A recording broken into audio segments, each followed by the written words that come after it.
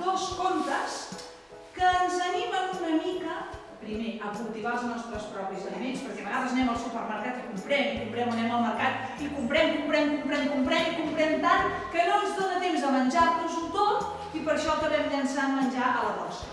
Però a vegades també amb aquest menjar que està a punt de fer-se malbé, podem fer alguna cosa.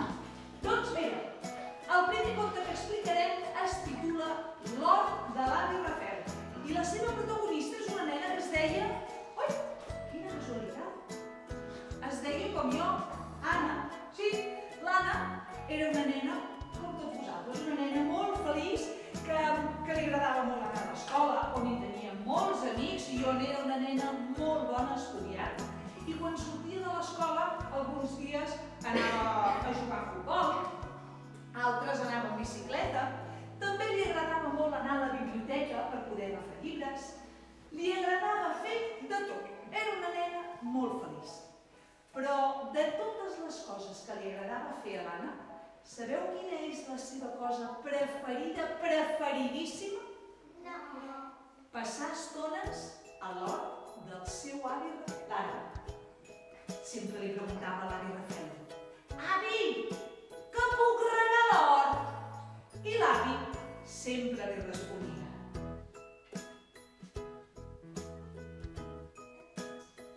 Ei, Aniteta, recorda, l'hort s'ha de regar de miqueta en miqueta. Si el regues massa sovint, les verdures s'acabaran podrint. Però si el regues massa poc, tot s'assecarà com un soc. Aniteta! Ets aquí. Escolta'm, he de parlar amb tu d'una cosa molt important. Recordes que fa unes setmanes vaig fer una entrevista de feina per una feina nova? Sí? Doncs mira, m'han donat la feina, m'ho han dit avui mateix. Estic tan contenta, una mica nerviosa també, però em fa molta il·lusió, però esclar, això vol dir que anirem a viure a una altra ciutat i tindrem una casa nova, aniràs a una altra escola, faràs nous amics. Què et sembla la idea? Un dia anar a una ciutat nova? D'acord. Una escola nova? Va, també. Fer amics nous a l'escola? Doncs sí. Però és que només si marxem a una nova ciutat sabeu què vol dir això? Que estarem lluny de casa dels avis. No podré estar a l'hort de l'avi Rafel ajudant. Aquesta niteta. Jo ja ho sé que això de canviar de ciutat i d'escola és un canvi molt sobtat, però no ho sé. Em pensava que li faria il·lusió viure aquest lloc nou. Sembla que troba a faltar alguna cosa perquè li he dit que s'apunti a futbol, o art i decoració, o gimnàstica, però no vol fer res de res. Vosaltres què penseu que troba a faltar a l'Anna de quan vivia? A l'avi? L'hort de l'avi. Tinc una idea. Potser no podem portar l'hort de l'avi Rafel aquí, però puc fer que l'Anna tingui el seu propi hort. He tingut una idea. Escolta'm una cosa. Aquest cap de setmana no quedis amb ningú, perquè m'has d'ajudar.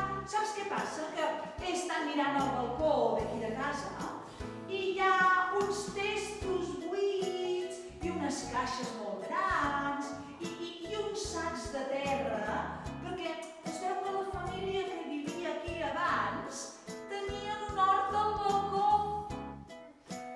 Però nosaltres, tot això, ens fa nosa, Doncs vinga, aquest cap de setmana m'ajudaràs a netejar-ho, d'acord? I aquesta tarda, mira, he pensat que podríem anar a la biblioteca. Així ja sabràs on està, a més jo necessito agafar el llibre per la feina, d'acord? Doncs vinga, fins després.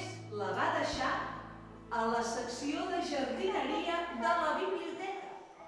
Quan l'Anna havia acabat de fer els deures, va començar a mirar les prestatgeries dels llibres i mirant, en va trobar un de plantes exòtiques, en va trobar un de plantes carnívores, però en va trobar un que va cridar la seva atenció i que es deia hort al balcó de casa.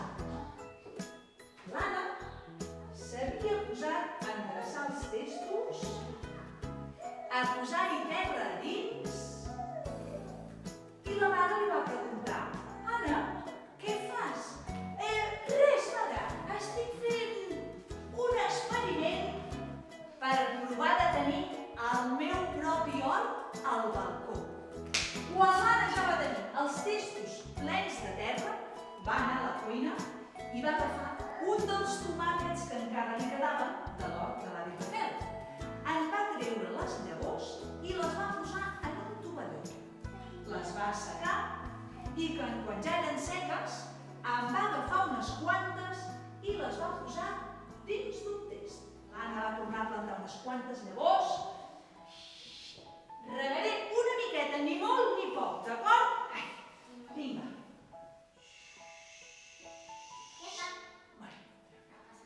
Va esperar 4 dies. Què em deia l'avi? Que observés la terra, que sí? Que la toqués. A veure? Que l'ensumés. Necessita una miqueta d'aigua, però només una miqueta.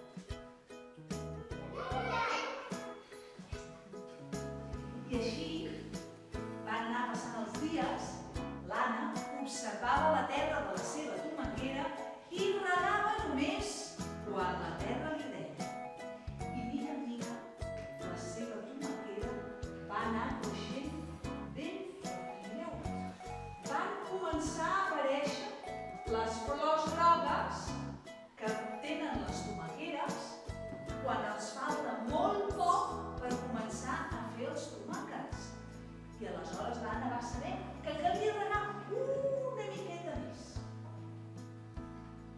Només una miqueta. Va acabar de regar. I al cap d'uns dies, mireu,